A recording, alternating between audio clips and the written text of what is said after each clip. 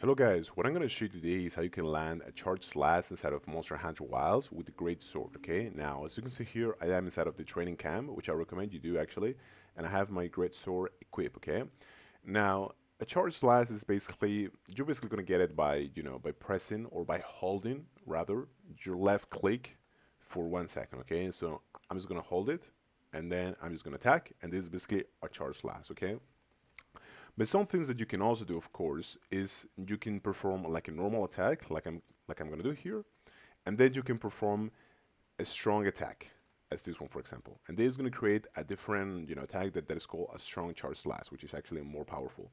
Okay, and something that you can also do is you can perform three strong strong attacks in a row. Okay, so I'm just gonna hold for 1 second and then release, and I'm gonna do it again and again, 3 times in total. Look what's gonna happen. So this animation is gonna pop up, okay, and this is gonna inflict a ton of damage, okay. So here you have, three different charge slash combos that you can do, okay. Thank you so much.